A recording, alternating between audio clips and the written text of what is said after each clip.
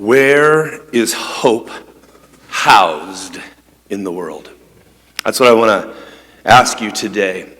Advent 1, year after year, provides us with these themes, and week 1 is always about hope.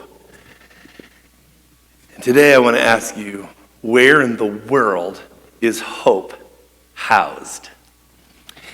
In the letter to the Romans, the Apostle Paul had a very interesting phrase that I want to interact with today. It begins in verse 18 after he's outlined how Abraham responded in faith to God's call. And he says in verse 18, against all hope, Abraham in hope believed and so became the father of many nations. Just as it has been said to him, so shall your offspring be. Without weakening in his faith, he faced the fact that his body was as good as dead, since he was about 100 years old, and that Sarah's womb was also dead. Yet he did not waver through unbelief regarding the promises of God, but was strengthened in his faith and gave glory to God. It is that phrase, hope against hope, in some translations that intrigues me. Against all hope, Abraham in hope. One of the things I love the most is that our liturgical year, this calendar that we have inherited, constructed by people of faith who came before us and handed down, every year we get these 4 themes handed to us. There's a givenness to them. They are given to us. And I love that week 1 is hope. Because no matter what your year has looked like up to this point, how glorious the summer was and how many times you beat your golfing buddy, that's me. Or how great your garden was, or how well your quilt turned out. No matter what your year has looked like, if you lost your job, or you finally found a job, if you had to move, if your car is running well, or it's on its last leg, it doesn't matter, because when you round this corner to come into the end of the year and the Christmas season, the gateway you have to pass through, week 1, boom, hope. And the weight of all that means, I love that we get hit with this to start. Because there is nothing else I would rather put in place first and then build on. Hope. So that was my positive, enthusiastic version of hope. I do have a concern, however. Often when I hear people talk about hope, it almost sounds, and I could be wrong on this, but that they think hope is up there and out there and over there. And that hope is somehow like this elusive, sort of abstract, mystical entity, reality, that if somehow I could just tap into it, then we could make something happen. We gotta find hope. And I don't know if we're lost or hope is lost. So it concerns me a little bit. So I want to present to you a different way of conceiving of hope and where it lives, where hope is housed. I read a book a while ago that really challenged me. It was called Starfish and Spider. And it was about leaderless organizations, decentralized, democratized organizations and movements. And the book opens with an interesting analogy which says, where in your brain, the question is, where in your brain are memories stored? And I don't know if you're aware of this, but scientists have been trying for over 50 years to locate where in your brain, in your mind, memories are stored. By the way, can you imagine if they found it? What kind of a market would there be for them to be able to go in and zap one part of your brain and remove your most painful memory. Can you imagine the market on that? Or to implant a new memory of something that didn't happen but that you very much wish had. I can't even imagine who could corner the market on that. But it turns out that's never going to happen because memories are not stored in any one part of your brain. Turns out memories are created, accessed, and changed when different parts of your brain are stimulated at the same time. When different synapses in different parts of your brain and in connection with the neurosystem in your body, your memories are stored in a web of connections and not in any one given place. And this sort of got in my imagination, and I have, since I first read that book, walked around with this little lens that once in a while I'll see something, a topic, a theory, a problem, a challenge, and I'll put this little starfish and spider lens over it, and I'll ask, is this like the problem of memory? That it's not stored in any one place, but that it is a web of connections that when they all fire at the same time, this is created or accessed or changed. And it has been one of the most useful things in my life of ministry and in my relational circles is this little question of what if this, whatever it is we're talking about, isn't located in any one place? For instance, you might have a perfect family. But if you've ever been a part of a family that doesn't function all that well, maybe it has some dysfunction in it, sometimes we will target one person. They can be called the scapegoat or the designated patient, but we say they're the problem. But it turns out that often they're just the one exposing that there's a problem and that there is a bigger problem. And it's not located in any one individual, but it turns out it's the way that the family relates to each other. No amens. Okay, that's fine. That's all right. Some of you are like, hey man, you're stepping on my toes here, preacher. And that's fine.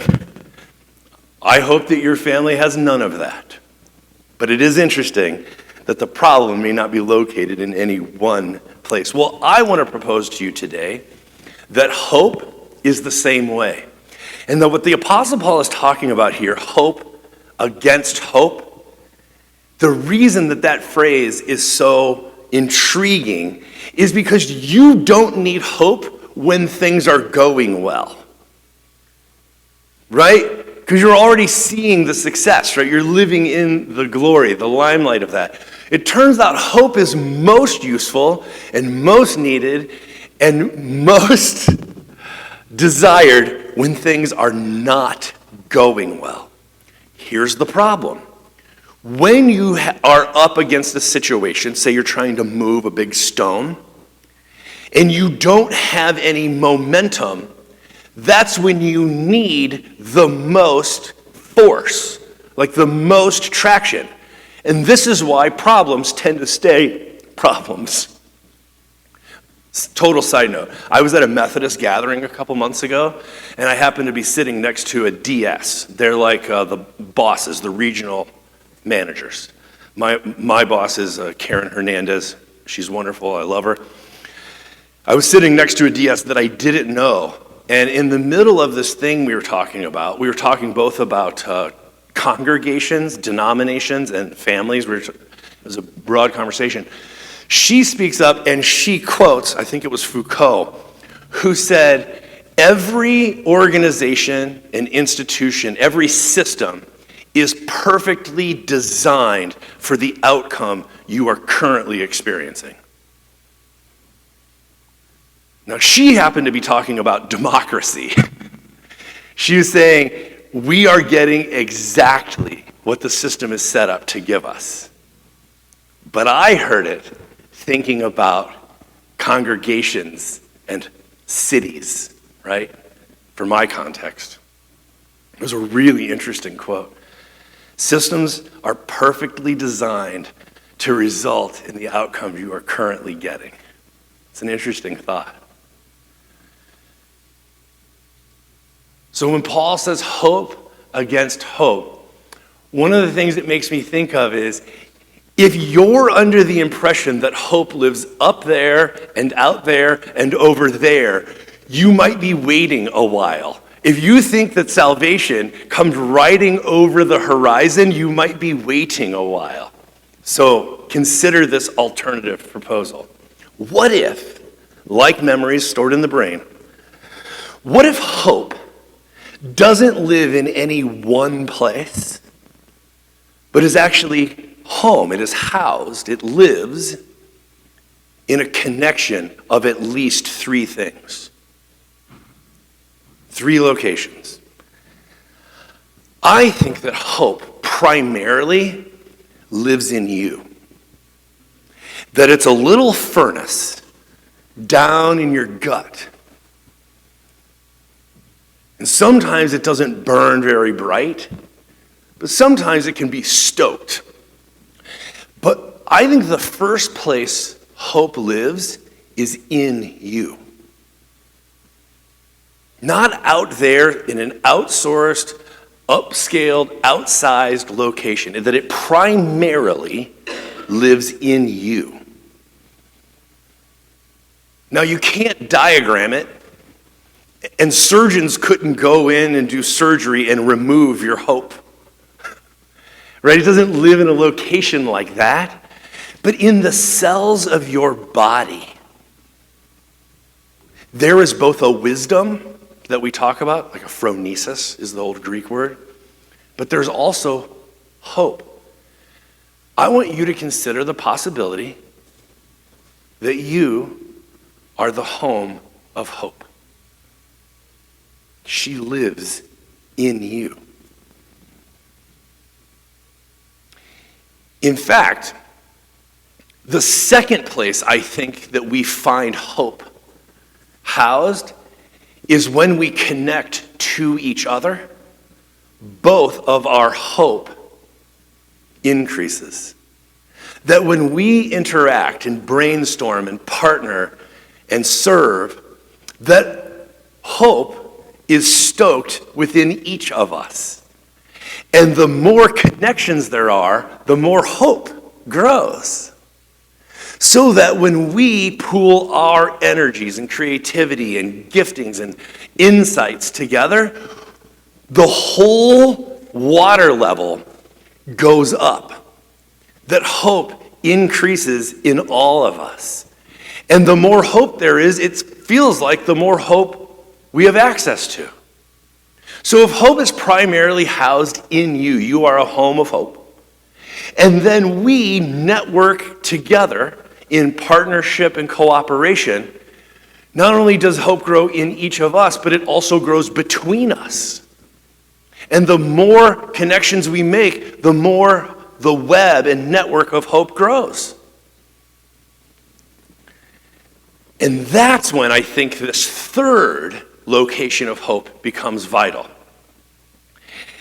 It seems to me, as I've been watching this over the years, that it's at the point when homes of hope, like you and me, work together to increase the web and network of hope. It's at that point that we finally have built up enough that we can access the good stuff on the top shelf, which is what most people talk about when they talk about hope, which is the abstract idea, the big concept, the elusiveness. You might even call it the divine, the eternal, the transcendent. God, the God of hope. That comes, we get access to that third element when we have built up to it. So I want you to consider something as we enter into Advent. How might you as a house of hope, that you are a home for hope, how might you stoke hope within yourself in the next month?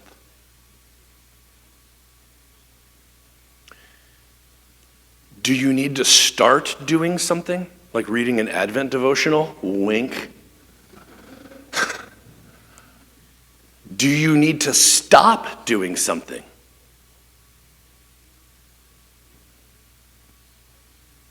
Maybe that dulls you or distracts you. Do you need to start doing something? Maybe like exercising and get the blood flowing. Do you need to stop doing something that doesn't bring about your well-being? What could you do in the next month as an experiment in hope stoking? Let me ask it a different way. What makes your heart come alive? And how often are you doing that? Is it painting? Is it serving? Is it calling friends you haven't heard from in a while?